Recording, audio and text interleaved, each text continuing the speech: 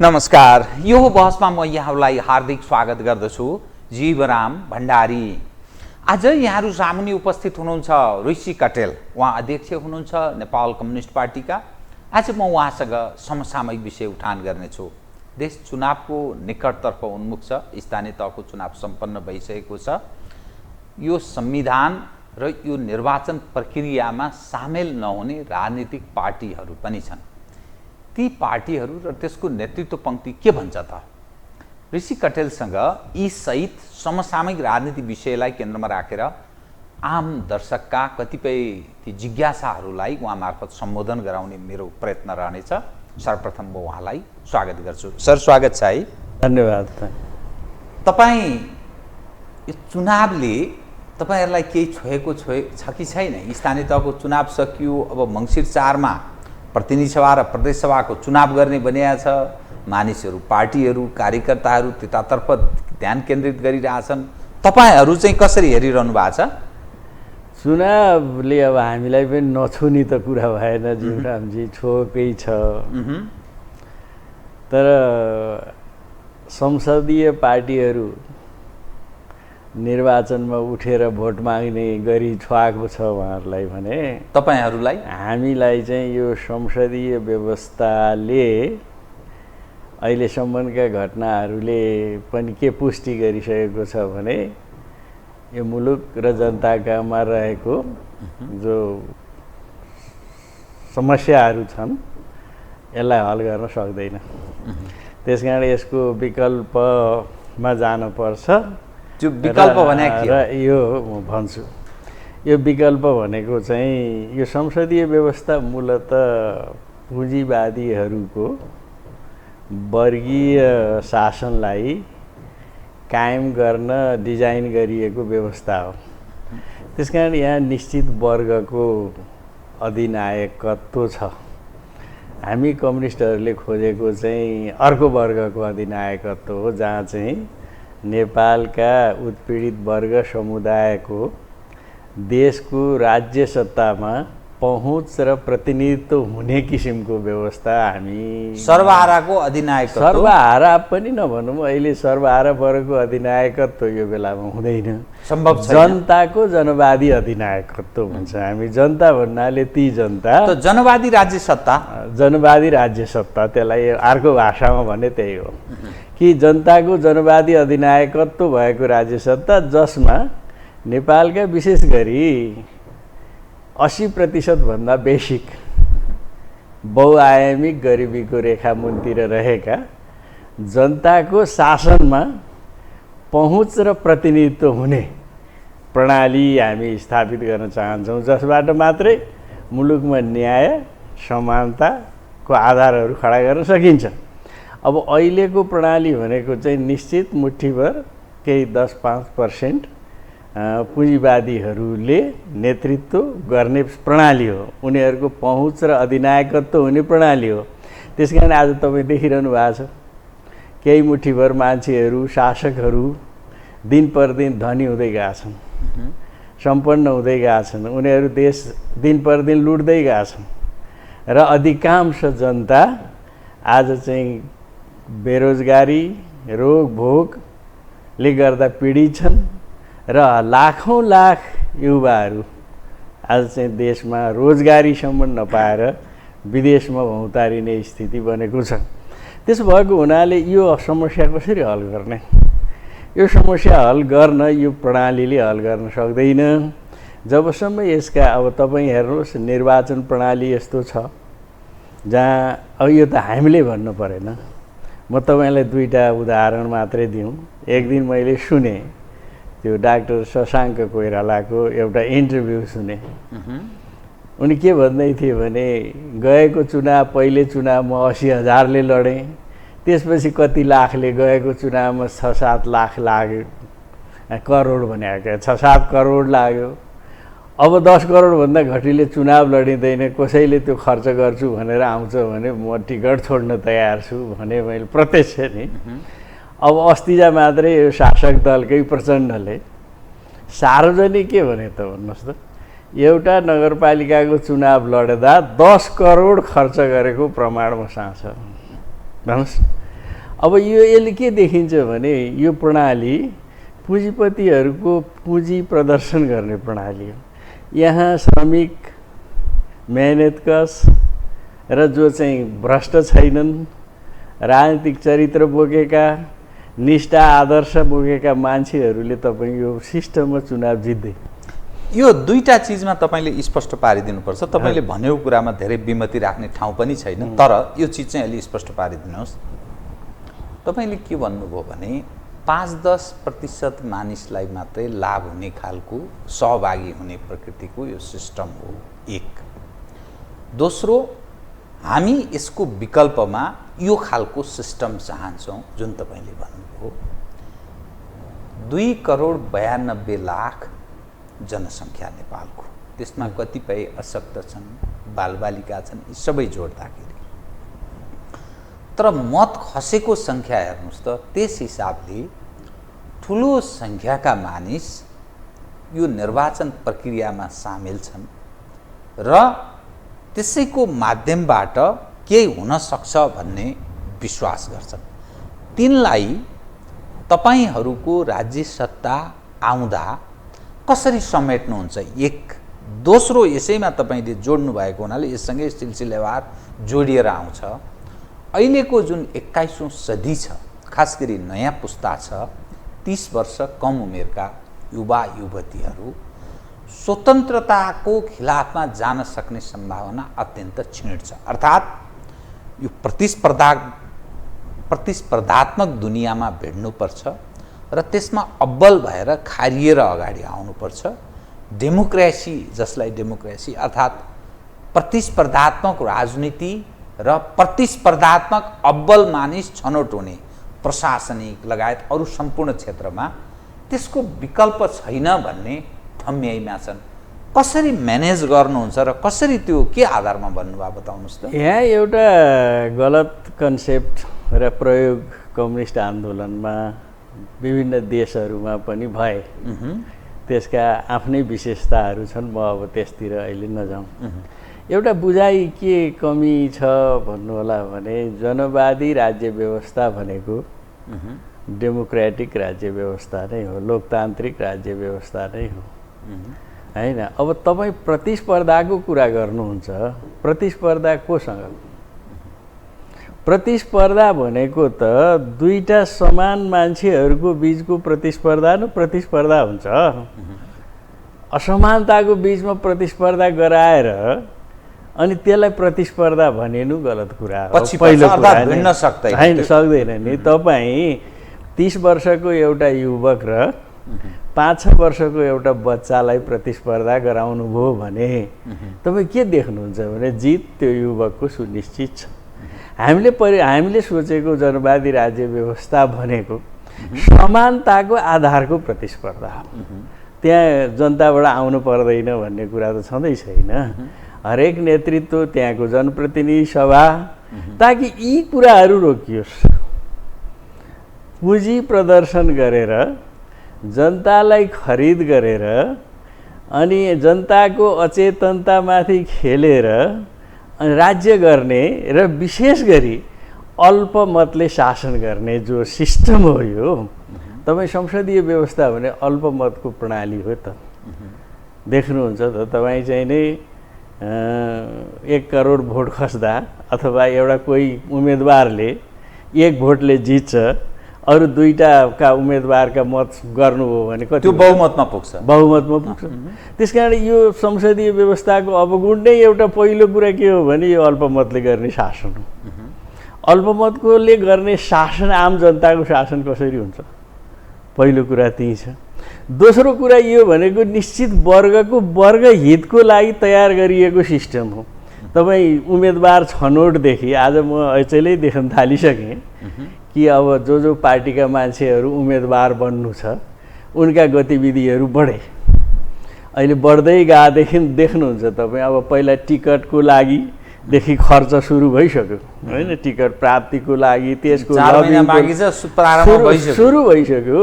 अब तल कार्यकर्ता आफ्नो पक्षमा बनाउन पनि त खर्च गर्न पर्यो, दबाब सिर्जना गर्ने काम सुरु भइसक्यो। त्यो कसले गर्न सक्छ त भन्नु होला भने एउटा जस्तो भनौँ काङ्ग्रेसकै कुरा गरौँ, एउटा निरीह इमान्दार काङ्ग्रेसले गर्न सक्छ त्यो काम। दुई चारवटा यता बसेका ठुल्ठालुमा ठाउँमा पुगेकाहरूका कुरा भिन्दै होला। आम तपाईँ देशमा हेर्न जानुहोस्, मैले देखेको, हामीसँगै काम गरेको, हुर्किएको, सँगै चाहिँ पञ्चायत व्यवस्था विरुद्धमा सङ्घर्ष गरेका अधिकांश काङ्ग्रेसहरू आज चाहिँ नि यो टिकट पाउने कुराबाट वञ्चित छ। पाउँदैनन्, पाएर के गर्ने, जितिँदैन। मेरो एउटा साथी छन्, म माओवादी केन्द्रको कुरा गर्छु क्या, गोर्खाको, उनी त्यताको इन्चार्ज छन्, अहिले पनि छन्। उनलाई टिकट पाउने कुरा गाह्रो छैन होला, तर उनी के भन्छन् भने म टिकट लिएर के गर्नु, मसँग पैसा छैन, म चुनावै जित्दिनँ। त्यस कारण टिकट कसलाई दिनु पऱ्यो त भन्दा जो पैसा खर्च गर्न सक्छ।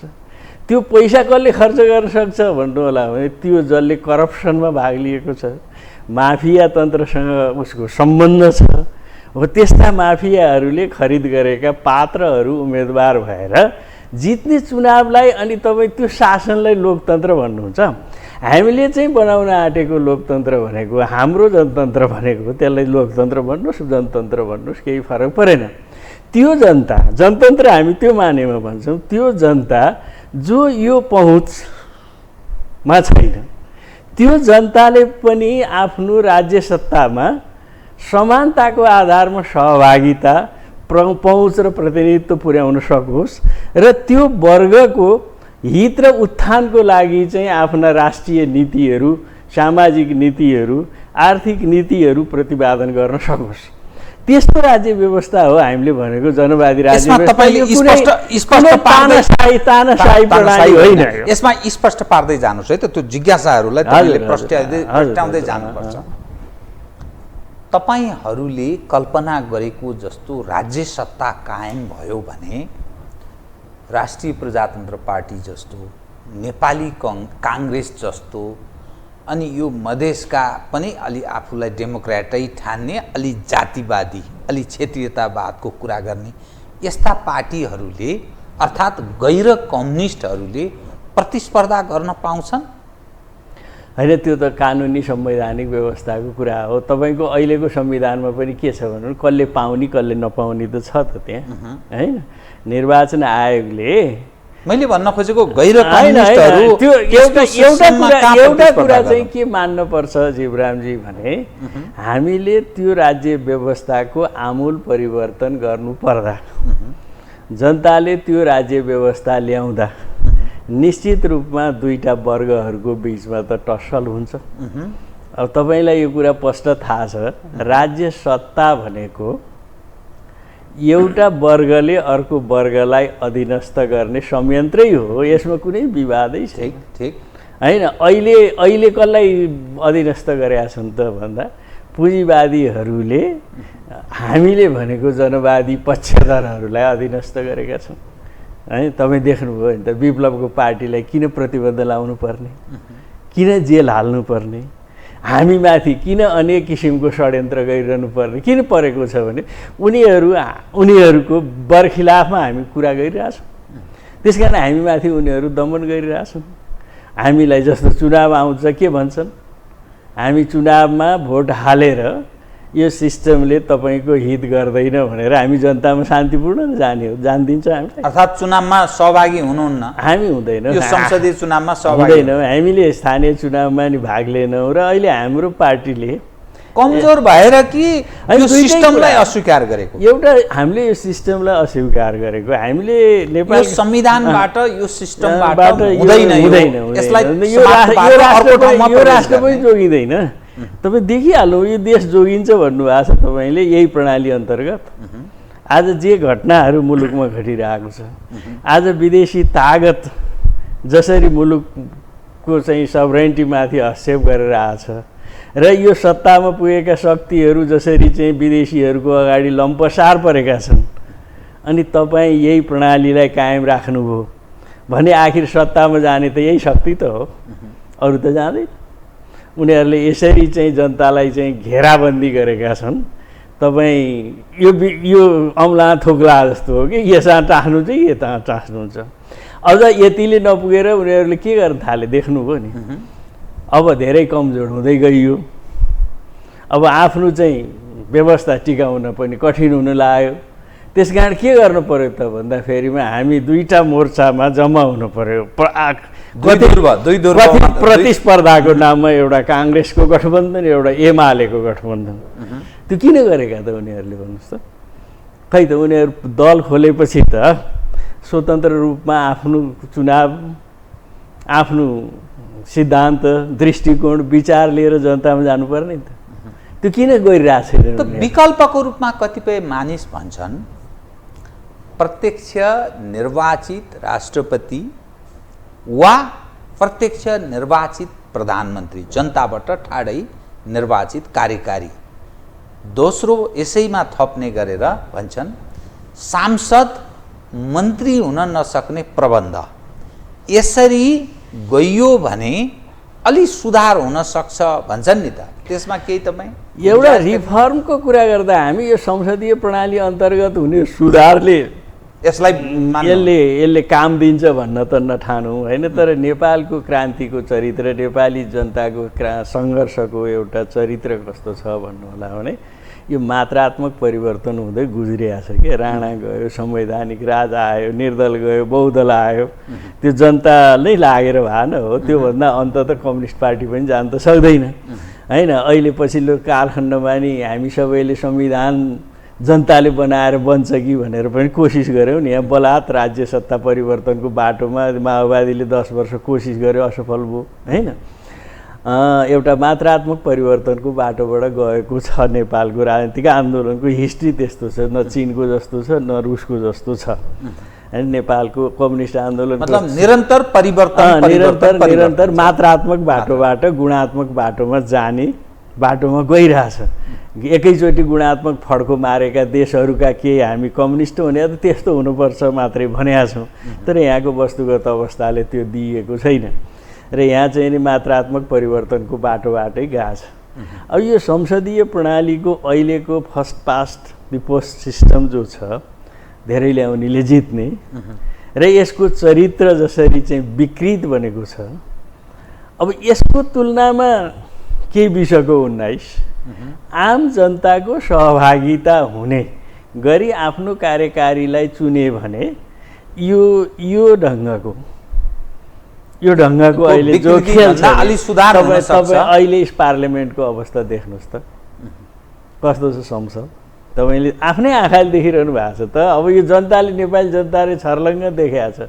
तपाईँ पार्लियामेन्ट कस्तो छ, गैर जिम्मेवार कस्तो छ भने जम्मा जम्मी संसदमा 70 जना मान्छे जम्मा भएपछि कोरम पुग्दो रहेछ। शासन हेर्नुहोस् त, कानुन जुन शासन तपाईँ हामीले मान्नुपर्छ, जुन कानुन संसदले पास गर्यो भन्नुहुन्छ तपाईँ, हामी भन्छौँ त्यहाँ जम्मा सांसद कतिजना बसेका हुन्छन् हेर्नुहोस् त। हरेक दिन पार्लियामेन्टमा म यसो हेर्छु, अधिकांश सिट खाली हुन्छन्, कोरम पुग्दैन र सभामुखले घन्टी लगाएर 70 जना पुर्याएपछि त्यो 70 जनाको बहुमतले पास गरेको कानुन तपाईँ हामीले मान्नुपर्ने अवस्था छ भनेपछि स्वयं उनीहरूकै कामले पनि अब संसदीय प्रणालीबाट चाहिँ गरी खाइँदैन भन्ने त उनीहरूले आफैले देख्न थाले जस्तो लागिसक्यो। तर अन्ततोगत्वा तपाईँहरू पनि आफूलाई कम्युनिस्ट भनेर चिनाउनुहुन्छ। तर यो देशमा हेर्नुहोस् त, कम्युनिस्ट केपी ओली नेतृत्वको नेपाल कम्युनिस्ट पार्टी एमाले, पुष्पकमल दाहालको नेतृत्वको नेपाल कम्युनिस्ट पार्टी माओवादी केन्द्र, माधव कुमार नेपाल झलनाजीहरूको नेतृत्वको नेपाल कम्युनिस्ट पार्टी एकीकृत समाजवादी, यस्तै यस्तै यस्तै सारा त कम्युनिस्ट नै छन्। जो विकृति विसङ्गति छ, काङ्ग्रेसभन्दा कम्युनिस्टको के फरक छ र तपाईहरूले दिएको नारालाई नेपाली जनले फेरि पत्याउने, अर्को परिवर्तनमा होमिने, सारा विकृति विसङ्गति तमाम कम्युनिस्टहरूकै नेतृत्वमा जसरी काङ्ग्रेसको नेतृत्वमा भएको छ त्योभन्दा कम छैन। बरु काङ्ग्रेसलाई उछिन्न लागेकी कम्युनिस्टहरूले भनेर मानिस प्रश्न उठाइरहेछन्। अनि कसरी पत्याउँछ र त्यो परिवर्तनमा नेपाली जनता होमिन्छन्, विश्वास कसरी जनताले गर्छ बताउनुहोस् त। यो बारेमा अलिकति सैद्धान्तिक बहस मैले चाहिँ उठाएको छु अहिले जीवरामजी, होइन? मैले 2-4 अङ्क लेखेँ पनि। अब नेपाल र विश्वभरका कम्युनिस्टहरूले 1906 देखि करिब 1918-19 सम्म लेनिनले रुसमा डुमाको प्रयोग सम्बन्धमा एउटा सिद्धान्त प्रतिपादन गर्नुभयो कि संसदमा कम्युनिस्टहरूको सहभागिताको प्रश्न यो कम्युनिस्टहरूको कार्यनीतिक प्रश्न हो भनेर चाहिँ नै ल्याउनु हो।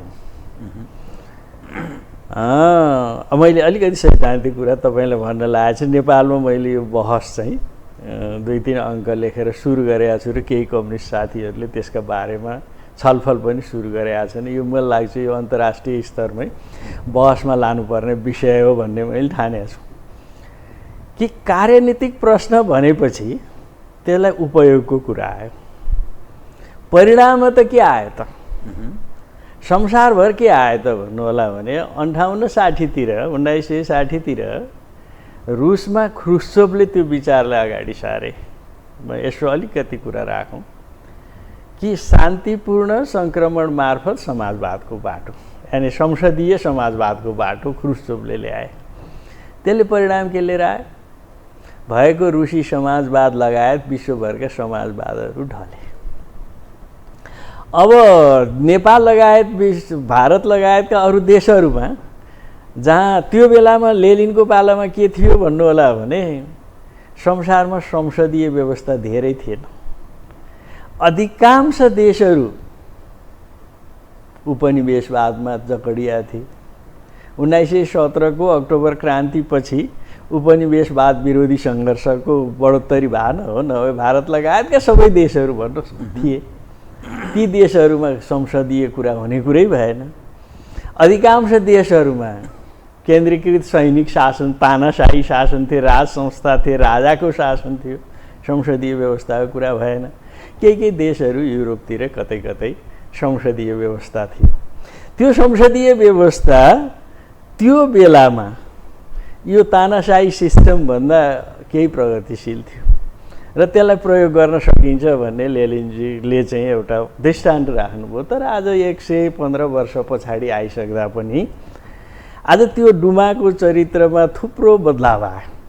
आजको मेन हामीले के पहिल्याउन सकिरहेको छैनौँ भन्नु होला भने आजको मुख्य अन्तर्विरोध कहाँनिर छ त? अब सिस्टमको आइजे सिस्टम, संसदीय व्यवस्था एउटा पुँजीवादी सिस्टमको चाहिँ ढल बनेर बसेको छ, जसलाई नभत्काएसम्म समाजवाद बन्दैन, समाजवादी राज्य सत्ता बन्नै सक्दैन।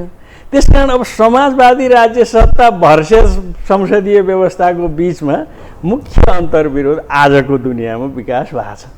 तर हामी चाहिँ के भइरहेछौँ त भन्नु होला भने त्यसलाई चाहिँ के कार्यनीतिक प्रश्न भनेका छौँ। अब एमाले कार्यनीतिक प्रश्न भनेर जाँदा कहाँ पुग्यो? हाम्रो अगाडि छ नि 10 वर्ष युद्ध गरेको यो ढाँटढुँट हो। यो यसलाई अब चेन्ज गर्नुपर्छ। यो कार्यनीतिक प्रश्न होइन। अब यो संसदीय व्यवस्थालाई ध्वस्त गर्ने कुरा कम्युनिस्टहरूको रणनीतिक प्रश्नसँग गाँसेर जानुपर्छ र यसलाई प्रयोग गरेर होइन, यसलाई ध्वंस गरेर मात्रै समाजवाद सहभागिता नजनाउने भन्ने चाहिँ बाटोमा जानुपर्छ। र हामी चाहिँ त्यो दृष्टिकोणलाई स्थापित गर्न चाहन्छ नेपाल कम्युनिस्ट पार्टी, 1 नम्बर। दोस्रो नम्बर, अहिले चाहिँ हामी के त तेरो तागतले यो ध्वस्त हुन्छ त क्वेसन त तपाईँले गर्नुहुन्छ होइन? चुनाव जित्ने त तागत छैन अनि ध्वंस गर्छु भन्छस् भन्ने कुरा नि त आउँछ होइन? त्यो पनि एउटा सही नै प्रश्न हो। तर अहिले हामीले खोजेको कुरा के हो भने हामी 2टा कुरा चाहिँ गर्न खोजेका छौँ। नेपाली जनमत, खास गरी कम्युनिस्ट जनमत पनि केमा भ्रमित छ भने संसदीय व्यवस्था नै कम्युनिस्टहरूको पनि व्यवस्था हो क्या? किनभने तपाईँले देख्नुभयो नि एमाले, माओवादी आदि इत्यादि जो ठुला पार्टी हुन् भन्छन्, आफूलाई कम्युनिस्ट पार्टी भन्छन्, संसदीय व्यवस्थाको विकल्प छैन भनेका छन्। त्यस कारणले लाखौँ कम्युनिस्ट कार्यकर्ताहरूमा हजारौँ मान्छेहरूमा यो भ्रम छ। हामी के देखाउन चाहन्छौँ भने होइन है, कम्युनिस्टहरूको राज्य व्यवस्था संसदीय व्यवस्था होइन, यो पुँजीवादीहरूको राज्य व्यवस्था हो। यसलाई विस्थापित नगरिकन जनताको जनवादी राज्य व्यवस्था आउँदैन भन्ने कुरा जनतालाई पहिला कम्युनिस्टहरूलाई एजुकेट गर्नुपर्ने ठाउँमा हामी छौँ अहिले। र त्यो सन्देशसहित हामी यो व्यवस्था अब मान्छेलाई के भइसक्यो भने संविधान सभाबाट संविधान बनेको सब कुरा त रेडिमेड सकियो त। अब यी सबै के भनिरहेछन् भने राजनीतिक क्रान्ति सकियो, अब के जाति क्रान्ति भनिरहेछन्, हिँडिरहेछन्। अब यसले पनि ठुलो भ्रम सिर्जना गरेको छ।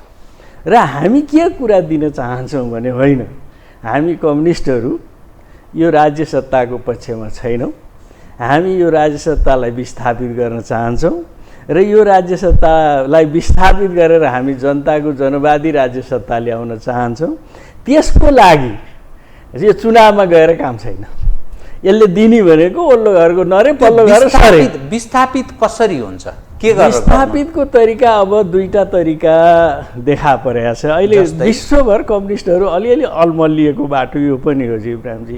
कार्यदिशाको प्रश्नमा हामीहरू अलमलमा छौँ, विश्वभर अलमलिया छ कि।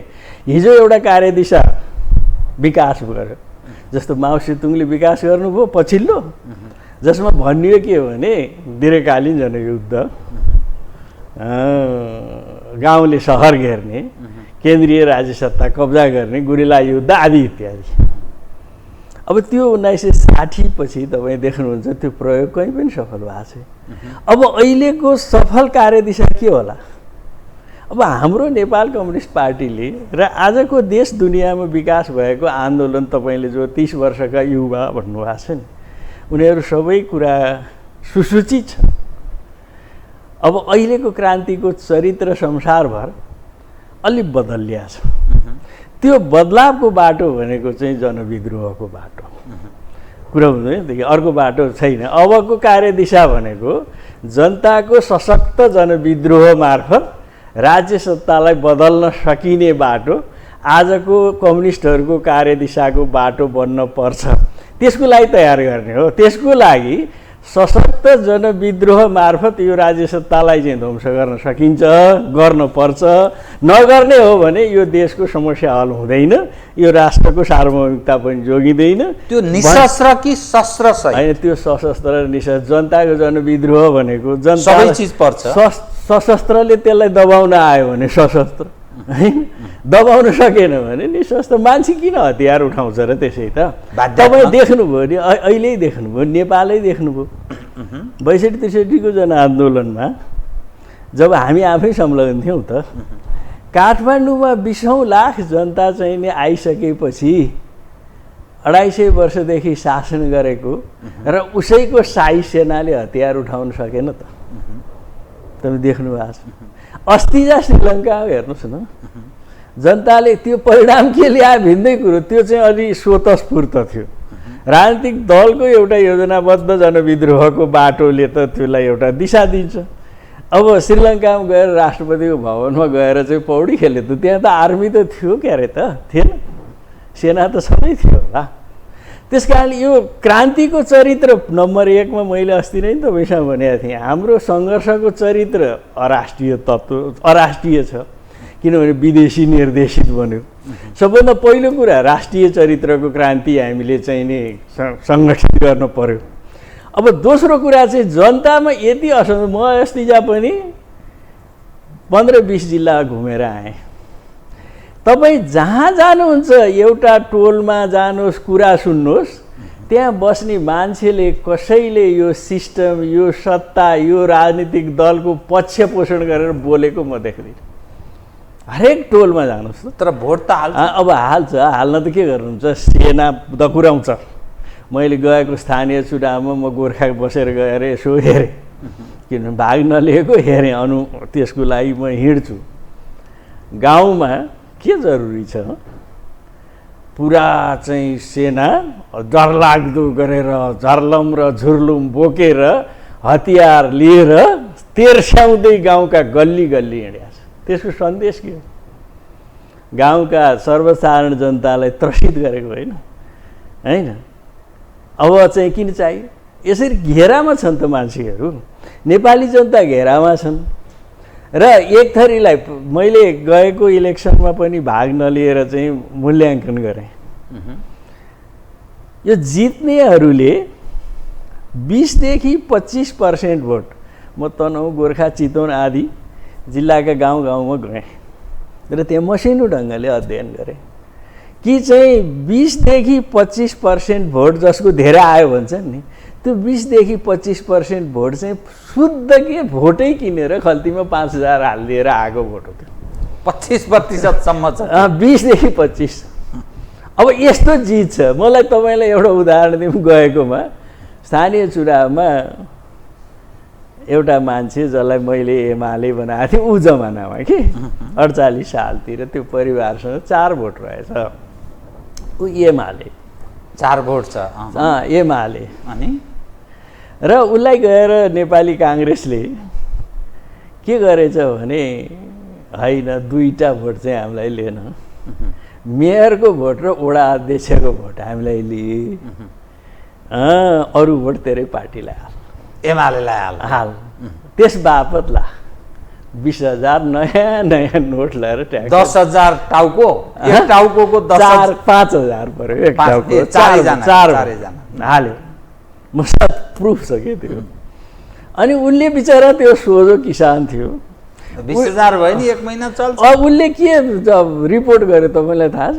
कति इमान्दार छ नि ऊ। फेरि उसले आफ्नो त्यहाँको सचिवलाई फोन गरेर भन्यो कि यसो भयो, मलाई त ल्याएर ठ्याक्क 20,000 दिए। यो 20,000ले गाउँमा त काठमाडौँको कुरा होइन नि त, गाउँमा त 20,000ले 6 महिना चल्छ। 6 महिना मेरो त 6 महिना घर चल्छ। त्यस कारण मैले त अध्यक्ष र मेयर चाहिँ दिनीमै अरू पार्टीलाई दिन्छु। चुनाव कसरी जितिन्छ भन्नुहोस् न, जितेका कसरी छन्। अब यस्तो चुनाव, अब यसरी हेरेँ मैले, त्यो 20 देखि 25% मतहरू किन्ने हो, करोडौँ खर्च। चुनाव पैसाको भयो हैन। अब तपाईले मलाई यो अब जित्छ कसले? विनोद चौधरीले जित्छ। अब चुनाव देख्नु न, किन विनोद चौधरीहरू के गरी सांसद हुने, के हुने?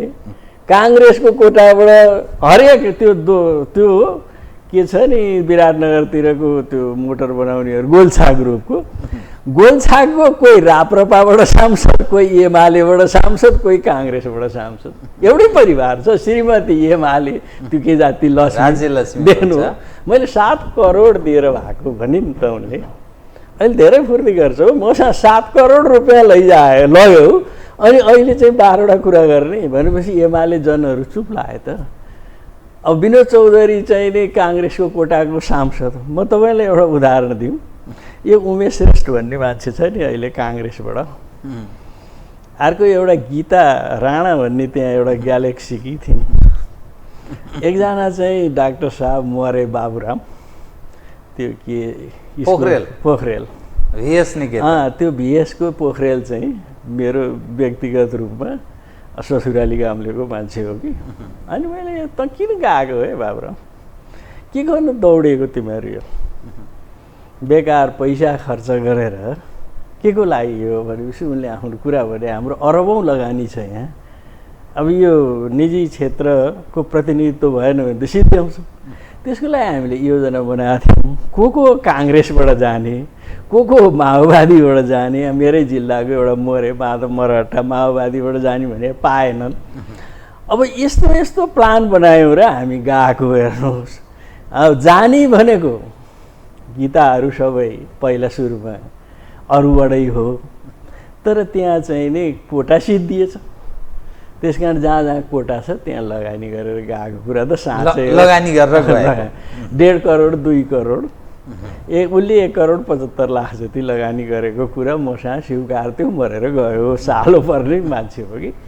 त्यस कारणले 1 करोड 75 लाख जति उस बेला चन्दा दियो। अब यो उमेशले, तपाईँ भन्नुहोस्, उमेशले 4-5 करोड रुपियाँ खर्च नगरी गएको छैन हैन। 4-5 करोड त अब के पैसा, उनीहरूको लागि केही कुरा भएन। यहाँ त भ्रष्टाचार अरबौँको कुरा हुन थाल्यो। अब यस्तो संसद, यस्तो प्रणाली, अब यसरी चल्ने देश कस्तो होला? अनि तपाईँहरू जस्ता मान्छेहरू के भन्नुहुन्छ भने यसलाई लोकतन्त्र भन्नुहुन्छ, अब यो चाहिँ सिस्टम हो भन्नुहुन्छ। त्यस कारण यो होइन, यो एउटा निश्चित वर्गले, यहाँका पुँजीवादी शोषक सामन्तहरूले राज्य सत्ता कब्जा गरेर लुट्ने एउटा लोकतन्त्र होइन, लुटतन्त्र। त यो लामो चल्दैन भन्ने तपाईँको अटल विश्वास? चल्न सक्दैन, नेपालमा यो चल्दैन। तपाईँले यो चलाइराख्नुभयो भने देश पनि रहँदैन। तपाईँले अब एउटा कन्भिन्स आम दर्शकलाई के गरिदिनुहोस् भने, तपाईँहरूले कल्पना गरेको जस्तो राज्य प्रणाली दुनियाँको कुनै देशमा छ? कुन देशमा छ? होइन, धेरै क्रान्तिहरू भए। अब आइजिटी त चलेनन् होइन, जस्तो रुसी क्रान्तिदेखि चिनिया क्रान्तिदेखि तपाईँले के सोच्नुहोस् भन्नु होला नि जीवरामजी, दुईटा विचारको बिचमा टसल सङ्घर्ष छ नि, सदियौँदेखि हजारौँ वर्षदेखि समाजमा वर्ग छ र त्यो हजारौँ वर्षदेखि शासन गरेको वर्गको हामीले व्यवस्था गर्न खोजेको शासन प्रणाली भने त मौजुदा वर्गलाई विस्थापित गरेर नयाँ वर्गलाई शासनमा ल्याउनु खोजे हो नि त।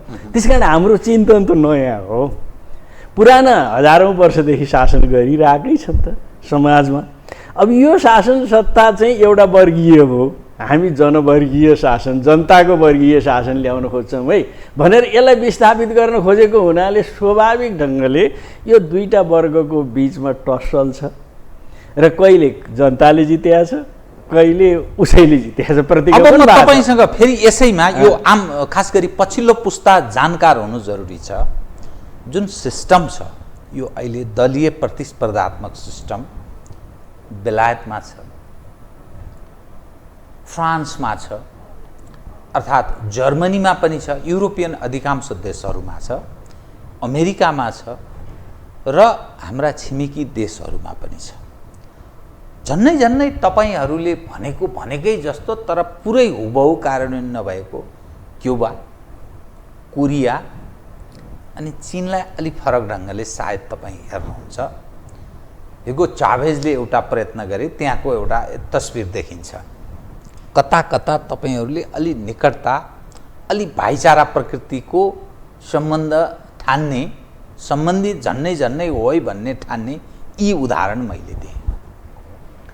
तर ती देशहरूभन्दा चीनलाई चाहिँ अलि फरक ढङ्गले राखौँ, ती देशहरूभन्दा बेलायत, Denmark, Japan, America, France, Germany यी यावत अथवा फिनल्यान्ड, यी यस्ता जो देशहरू छन्, स्क्यान्डिनेभियन कन्ट्री मुलुकहरू धेरै समृद्ध छन्। न्यूनतम आधारभूत आवश्यकता मानिसहरूको पुरा भएको अवस्था पनि देखिन्छ तुलनात्मक। त कसरी तपाईँहरूको राज्य सत्ता, तपाईँहरूले कल्पना जो सपना देख्नु भएको छ त्यसबाट पुरा हुन्छ भनेर मलाई कन्भिन्स गर्नुपर्छ? त्यो नयाँ पुस्तालाई कसरी विश्वास दिलाउनुहुन्छ? तपाईँलाई म एउटा कुरा भनौँ, जसलाई तपाईँले समृद्ध भन्नुभएको छ, सबभन्दा पहिला उनका समृद्धिको इतिहास तपाईँले हेर्न जरुरी छ। उनीहरू समृद्ध कसरी भए? ती देशहरू समृद्ध भएका छन् जुन देशका शासकहरूले विश्वभरका अरू निर्धनतम देशहरूमाथि उपनिवेशवाद लादेका थिए र त्यहाँका भएका सम्पूर्ण स्रोत साधन लुटेर गएका थिए। यहाँका पुँजीवादीहरूले यहाँको जनता लुटेका छन् भन्नुहोस् न।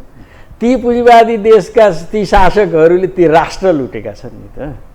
बेलायत धनी किन हुँदैन थियो? भारत जस्तो विशाल देश जहाँको सम्पूर्ण स्रोत साधन लुटेर लगेको देश। युरोपका देशहरू त्यस कारणले धनी भएका छन्। धनी कसरी भए सबभन्दा पहिला तपाईँ हामीले बुझ्नुपर्ने कुरा भन्नु होला भने उनीहरू देश दुनियाँका निर्धनतम देशहरूका सम्पत्ति लुटेर धनी भएका छन्। पहिलो कुरा त्यही हेर्नु पऱ्यो, उनीहरू नै लुटायो नि जो धनी भन्नुभएको छ। उनीहरूले त्यहाँका मान्छे, तपाईँ अमेरिकामा तपाईँ कहिले कहिले म देख्छु कि अमेरिकामा एउटा मुभमेन्ट हुन्छ। के मुभमेन्ट हुन्छ भन्नु होला नि, वी 99 हुन्छन् कि त्यहाँ। चरित्र त भिन्दै भिन्दै छ। पुँजीवादीहरूले त्यति चाहिँ पछिल्लो कालखण्डमा जब विश्वभर एउटा समाजवादी आन्दोलनको लहर चल्यो उनीहरूले पनि त त्यसलाई रोक्न आफ्नो उपाय लगाए, एउटा सैन्य तागत लगाए, एउटा सुधारात्मक केही तागत लगाए।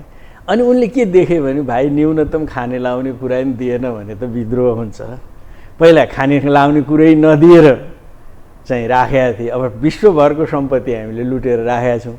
यसको सुरक्षाको लागि पनि के गर्नु पर्यो भने न्यूनतम खाना लाउने दिने कुरा त गर्नु पर्यो नि। जस्तो अमेरिकाको मैले अघि भने वी 99 भन्छन्, के भनेका त त्यो भने के हो त भन्दा अमेरिकामा 1% मान्छेसँग जति पुँजी 99% कहाँ छ।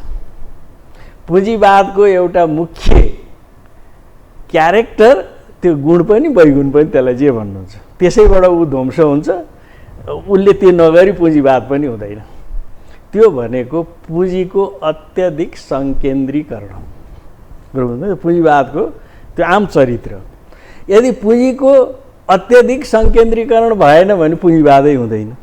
जब पुँजीको अत्याधिक सङ्केन्द्रीकरण हुन्छ त्यसको विनाशको गर्व पनि त्यहीँबाट तयार हुन्छ। त्यसकारण यो यसको चरित्र यस्तो छ। अहिले भइरहेको त छ, खान दिन्छ। अमेरिकामा तपाईँ हाम्रा नेपाली गएका छन् नि त, यत्तिकै दुब्ला छ, 8, 10, 12 घन्टा काम गरेका छन् तिनले, अनि घन्टाको 10,000 डलर रुपियाँ दिएको छ, डलर दिएको छ।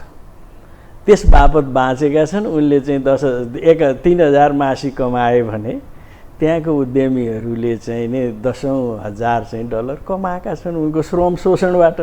अब जति जति चाहिँ नि त्यति बापत के दिएको छन् त भने एक पेट खान दिएको छ। त्यहाँभन्दा बढ्ता विशेष केही छ तपाईँ देख्नुहुन्छ र? एउटा गाडी चढ्नु उधारोमा दिन्छन्, बाँचुन्जेल कमाएर तिर भन्छन्, त्यति नै हो त्यहाँ देखिएको। तपाईँ अमेरिकामा जानुहोस्, युरोपमा जानुहोस्, जहाँसुकै जानुहोस्, खानेकुरा चाहिँ खाएका छन्। तर के गरेर भने 24 घन्टा धसिएर, 8 घन्टा उभिएर बिचराहरू, टुसुक्क बस्ने टाइम छैन। त्यसरी एक पेट खाएको देखाएका छौँ हामीले जम्मा जम्मी।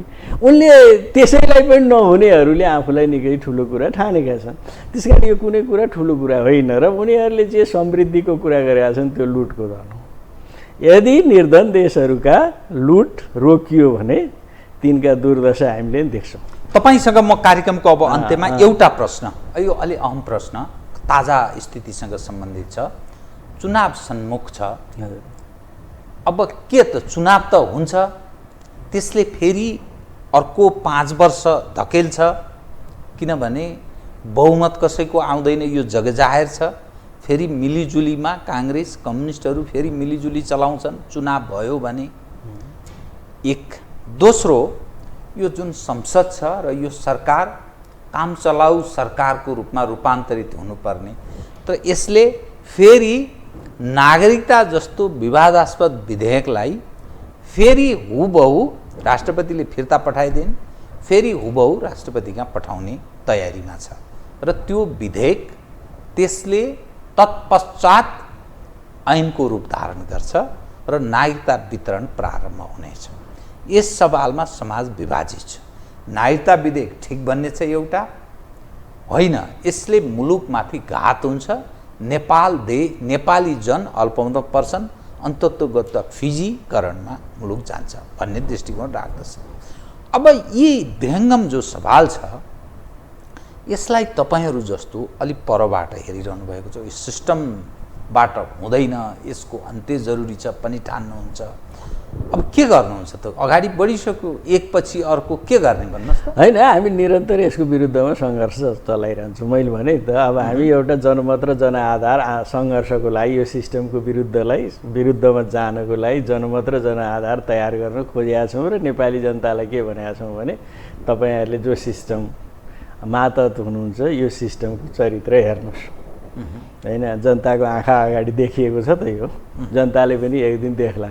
तपाईँले यसलाई चाहिँ हस्तक्षेप गरेर विद्रोह मार्फत यो सत्ताका मान्छेहरू भनौँ न, पार्टी कस्ता छन्, तपाईँले भनेका नेताहरू, एउटा मान्छे देखाउनुहोस् त तपाईँ सार्वजनिक रूपमा भ्रष्टाचारको आरोप नलगाएका यी प्रधानमन्त्रीहरू, यी सबै जेल हाल्नुपर्ने लागेका छन्। ओम्नीदेखि यतिसम्म, बालुवाटारदेखि हतियार बिक्रीसम्म सबैका चाहिँ नि भ्रष्टाचारमा निर्लिप्त शक्तिहरू छन्। अब यिनीहरूले के बुझेका छन् भन्नु होला भनेदेखि अब हामी मिलेर चाहिँ जान सकेनौँ भने अब हाम्रो खैरिया छैन भन्ने कुरा यिनले बुझेका छन्। जनमत यति ठुलो विरुद्धमा गएको छ। अब जहाँसम्म तपाईँले नागरिकताको प्रश्न पनि अलिकति उठाउनु भयो, नागरिकताको प्रश्न नेपालमा एउटा संवेदनशील विषय हो। अरू विषयभन्दा अहिलेको अवस्थामा हिजोको जस्तै कुरा सबै गरेर त हुँदैन, केही नयाँ कुराहरू गर्नुपर्ने छ। जस्तो भनौँ न, एउटा महिलाले गर्भाधानको चाहिँ नि अधिकार उनको बाउै चाहिन्छ भन्ने छैन त। अहिले त डाक्टर भोला रिजाल साहबले बच्चा बनाइदिनुहुन्छ, को बाउ खोज्न जाने त्यहाँ, होइन? यस्ता केही नयाँ प्रश्नहरू छन् जसलाई कानुनले हल गर्नुपर्ने छ। सबभन्दा हामीले अत्यन्तै ध्यान दिनुपर्ने विषय यहाँ के छ भने हाम्रो छिमेकी, मूलत तल्लो छिमेकी अझ भारत भन्न अहिले माथि पनि अलिअलि आँटिया जस्तो देखिन थालेको छ कतै कतै कि अलिअलि सङ्केतहरू। अरू सबैले गरे मैले किन नगर्ने भनेर गरे जस्तो देखिने सङ्केत छ। तल्लो छिमेकीसँग हाम्रो बोर्डर खुला छ, भाषा संस्कृति सारा कुरा मिल्छ। अब उनीहरू अहिले धेरै वर्षदेखि सुरुदेखि नेपाल हडप्न कोसिस गरिसकेन, होइन? र अहिले बिस्तारै उनीहरू जनसाङ्ख्यिक अतिक्रमण मार्फत नेपालको आन्तरिक मामलामा हस्तक्षेप गर्न सकिने बाटोमा छन्। त्यो प्रष्ट देखिन्छ। अब हामीले चाहिँ यो कानुनहरू निर्माण गर्दा हाम्रो मुलुकको सभरेन्टीलाई दखल नपुग्ने गरी उनीहरूले चाहेको जनसाङ्ख्यिक अतिक्रमणलाई चाहिँ नै रोक्ने गरी र हाम्रा नेपालीहरूले सहजतापूर्वक नागरिकता प्राप्त गर्ने गरी नागरिकताको कानुन बन्नुपर्छ। अब यसको लागि एउटा राष्ट्रिय बहसको पनि जरुरी छ। तर यिनीहरूलाई त के चाहिएको छ भने अहिले चुनावको मुख छ, होइन? निश्चित मान्छेहरूलाई भोटर बनाउनु छ। मालिकको आदेश पनि यही बेला मान्नु छ। आदेश नमाने सत्ताबाट घोक्रे ठ्याक खाइन्छ भन्ने कुरा उसले बुझेको छ। त्यस कारण अहिलेको नागरिकताको जो समस्या सत्ताले लिएर आएको छ यो राष्ट्रिय हितमा छैन, कुरो छँदै छैन। तर उनीहरू यो गरी छाड्छन्। किन गरी छाड्छन् भने त्यो मालिकको आदेशको तामेली गर्नु छ। यदि तामेली गरेन भने ओलीको चाला बनाइदिन्छु भन्छ उसले। तपाईँलाई स्पष्ट छ नि, देश दुनियाँले देखेको कुरा हो कि अहिलेको गठबन्धन भनेको इन्डो अमेरिकी गठबन्धन हो भन्ने कुरामा तपाईँलाई कतै शङ्का छ? केही शङ्का छ? मसँग तथ्यहरू छन्। यो गठबन्धन आउने बित्तिकै पहिलो काम के गर्यो? एमसिसी पास गर्यो। देख्नु भएन कसरी पास गर्यो? म आफैले कति राउन्ड चाहिँ टियर ग्यास खाएँ जीवरामजी, होइन? एमसिसी राष्ट्रको हितमा छैन भनेर सडकमा जाँदा। तर रातारात कसरी पास गर्यो तपाईँ देख्नुहुन्छ कि यो सत्ता आएपछि, यो सरकार आएपछि कहिले चुच्चे नक्साका बारेमा कुरा गरेको तपाईँले सुन्नु भएको छ? कहिले सुन्नु भएको छ? अब ऊ नागरिकताको कुरा पनि म हल गर्छु भन्दै यसरी आइरहेछ। अब यहाँ एउटा सम्झौता भएको छ यिनीहरूको वेस्ट एन्ड इन्डियाको कि यहाँको स्रोत साधनको दोहन र आन्तरिक व्यवस्थापनको जिम्मा उसको मुख्य रणनीति उसको भने तल्लोको इन्डिया त नेपाललाई उसको वीरता न ठान्छ। त्यो अरू कुरा लान त उसले दिँदैन। अमेरिकालाई यहाँबाट फेरि दोहन गरेर लानुपर्ने छैन। उसलाई चाहिँ जो उसको चाहिँ आइपिएसको योजना कार्यान्वयनको थलो बनाउनु पर्ने छ, हिन्द प्रशान्त रणनीतिक क्षेत्रको थलो, यसलाई बनाउनु पर्ने छ उसलाई। त्यति गर्न इन्डियाले अमेरिकालाई साथ दिन्छ, होइन? त्यो मन्जुर छ। अरू दोहन गरेर खा भाइ, म यहाँ के लाइन बनाइदिन्छु, जलस्रोत जति सबै कब्जा गरिदिन्छु, तैँ लैजा, सबै छ यहाँ। त्यस कारणले यो सत्ताले जे गरिरहेछ तपाईँ देख्नु भएको छ। यो गठबन्धन पनि उनीहरूले निर्माण गरिदिएको गठबन्धन हो। यसमा कहीँ कतै शङ्का छैन। अब अर्को थरी बनाउन खोजेका छन्। ओलीहरू पनि त्यसलाई प्रतिवाद किन गर्न सकेका छैनन् भने उनीहरू साना हुन्। अहिले चुप लाग्छ, न्यु खोज्छस् भने सिधाइदिन्छु, होइन भने चुप लाग्यो भनेका छन्। र यिनीहरू मार्फत चाहिँ जे कामहरू तपाईँ देखिरहनु भएको छ, चाहे नागरिकता, चाहे आइपिएस, चाहे एसपिपी, चाहे लिम्पिया धुरातिरको क्षेत्रको मौनता, चाहे बिआरआईमा चाहिँ चुपचाप, सबै कुरा तपाईँ देखिरहनु भएको छ त। चाहे चाहिँ नि त्यो अमेरिकी मन्त्री आएर हाम्रा यहाँ बसेका तिब्बतीयन शरणार्थी क्याम्पका भ्रमण, चाहे चाहिँ उसले चाहिँ युक्रेन नीतिमा लिएको दृष्टिकोण, चाहे अहिले ताइवानमा चाहिँ आएकी पेलेसीको भ्रमणको बारेको मौनता आदि कुरा तपाईँले देख्नु भएको छैन। त्यस कारण यो सत्ताको निर्माण कसरी भइरहेछ र देश कुन दिशातिर गइरहेछ भन्ने कुरा स्पष्ट छ। त्यसो भए उनीहरू दुईवटा कुरा गर्न खोजिरहेछन् यहाँ। एउटा कुरा त अनेक गठबन्धनको नामबाट देशलाई दुई दलीय संसदीय अधिनायकवादतर्फ लाने, त्यो के फरक पऱ्यो र? ओली एकदलीय हुन्छ, शेरबहादुर एकदलीय हुन्छ। अब अरूका हालत त कस्तो बनिसक्यो भन्नु होला भने यी त सेटेलाइट उपग्रह न भने, कि या ओलीसँग टाँसिनु पऱ्यो रक्षाको लागि या काङ्ग्रेससँग टाँसिनु पऱ्यो? यो माओवादी माधव साधव आदि इत्यादिको त अवस्था के भयो भन्नुहोस् त? एकतिर नटाँसियो उनीहरूको अस्तित्व छैन, अर्को बाटो बनाउन नसक्ने, कि काङ्ग्रेसको सेटेलाइट कि ओलीको सेटेलाइट, ऐजेरू हुने यिनीहरू। अब यी ऐजेरूमा रूपान्तरित भइसकेपछि पश्चिमाहरूले पहिलेदेखि डिजाइन गरेको एउटा चाहिँ के हो भन्नु होला भने योजनाबद्ध गठबन्धन हो कि यो ओली गठबन्धन र यो गठबन्धन, ताकि यो दुईवटा गठबन्धन काङ्ग्रेस र ओली अथवा एमाले दुईवटा शक्तिको बिचमा दुई दलीय अधिनायकवादतर्फ संसदीय अधिनायकवादतर्फ देशमालाई लैजाने यो एउटा मास्टर प्लान अन्तर्गतको पनि हो। अब दोस्रो कुरा चाहिँ नि यी गठबन्धनहरू एक्लै अब हामीले यो देशमा आफ्नो दलीय शासन गर्न सक्ने हैसियत गुमाएको सङ्केत हो होइन। म कुनै पार्टी यो देश चलाउन सक्छु भन्ने हैसियतमा छैन। यदि यो देशमा हाम्रो शासन तलमाथि भयो भने यी नेताहरूको अवस्था के हुन्छ भन्नु होला, यी सबै जेल बस्ने हो या भाग्ने हो या जेल बस्ने हुन् यिनीहरू। यिनका तथ्य प्रमाणहरूले यिनीहरू भ्रष्ट हुन्, यिनीहरूले देश लुटेका छन् भन्ने कुरा प्रमाणित छ।